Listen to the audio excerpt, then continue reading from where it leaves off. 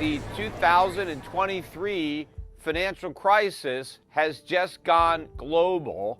That's another thing it has in common with the 2008 financial crisis. In fact, a lot of things are in common. I mean, first of all, the Federal Reserve created both of them, yet predicted none of them. And I began predicting the 2023 financial crisis in 2009. I just didn't know what year it was going to be. Now, in all honesty, back in 2009, I did not expect the second crisis to hit in 2023. There's no way that I thought we would make it this long. But a lot of things happened that I wasn't able to foresee 15 years ago to elongate the process. But the reason I was able to predict that we would have this crisis, of course, I couldn't predict precisely when. I mean, I'm not a god, right? I'm not clairvoyant. I just understand basic economics, which unfortunately most people don't, including all of the members of the Federal Open Market Committee, right? These guys are clueless. But the reason that I knew that the 2008 financial crisis was coming, and again, back in 2002, 2003, when I really first started warning about it, I didn't know it would hit in 2008 either. I just knew it was coming.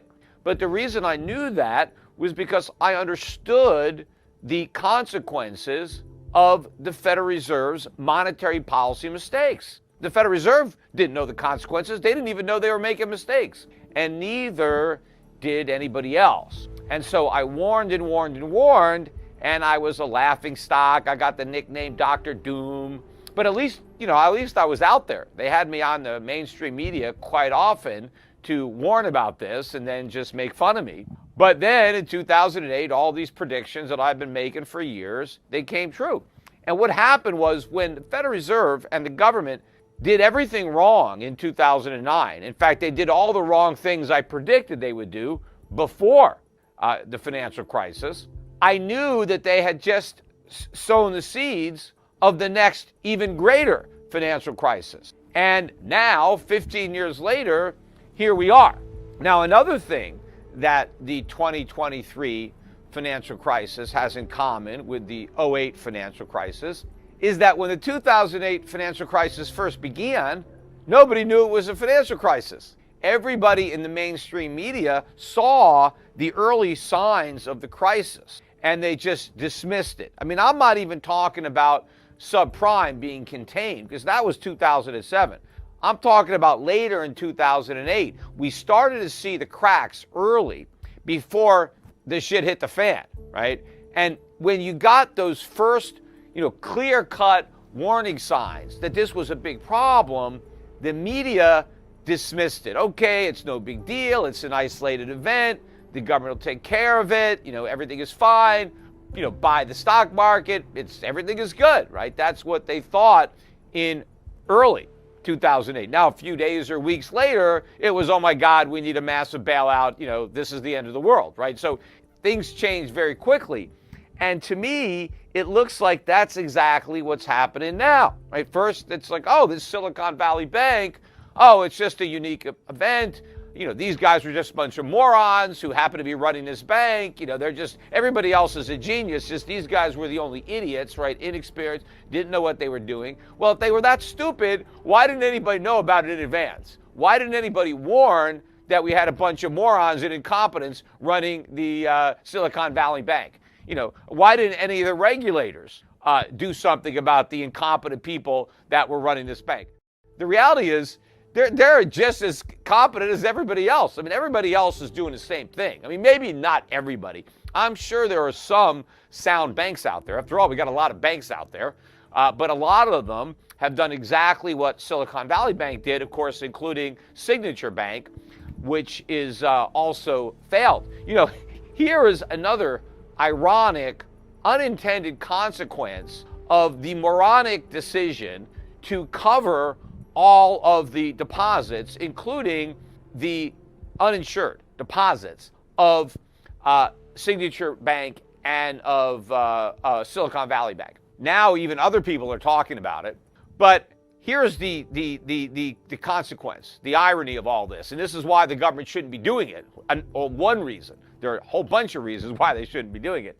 But when the government bailed out these two banks, it was a special exception for these banks because they haven't actually changed the law. The law still is that it's only $250,000 that's insured. But the government said, oh, this is an emergency. These two banks, I don't know if they're systemically important or however they designated it, but it's like an emergency. And so we're going to extend this protection to these banks. Now, it doesn't necessarily mean that any other banks enjoy the same protection. For now, it's just these two banks where we're going to cover all of the deposits. Now, here's the problem. Now, the government has said these two banks, these insolvent banks that were run by a bunch of morons, this is where you want to put your money. If you've got your money in any other bank, take it out and put it in this bank.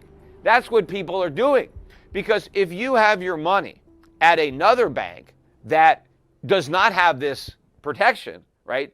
And then you have $2 million, $3 million, $5 million, why would you leave it there? Because if that bank fails, and of course it could, there's no guarantee that the government is going to decide to cover all the deposits of that bank.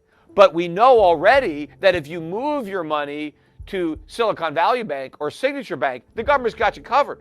So now what the government has done inadvertently is they've created a run on probably a bunch of solvent banks, because now depositors want to withdraw their money from these better run solvent banks and deposit it into this insolvent bank that is now being run by the government. I mean, the government is probably the least competent of anybody to run a bank, but now because nobody can lose money in this bank, no matter how stupid they are, no matter what dumb things they do with it, because the U.S. government, the Federal Reserve said, don't worry, you'll never lose a penny in this bank. Well, how can the other banks that don't have that guarantee compete?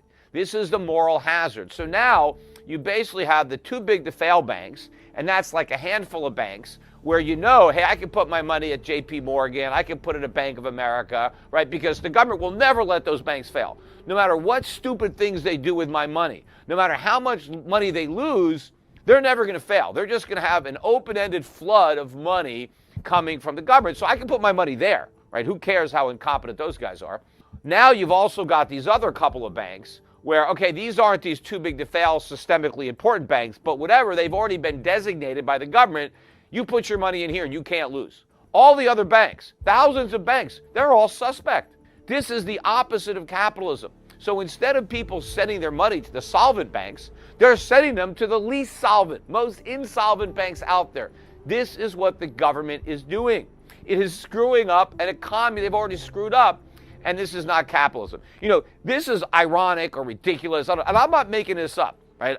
Jim Cramer on CNBC, and by the way, of course, Jim Cramer earlier in the year was recommending that people invest, buy stock in Signature Bank and Silicon Valley Bank. What are the odds of that?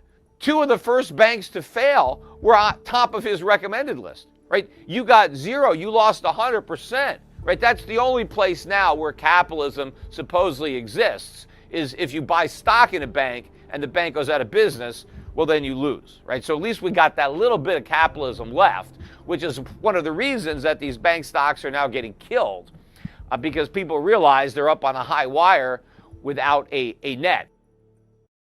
Small ebook, big impact, The Wealth Tree. The only 4 ways that will make you financially free forever. Download it here for free.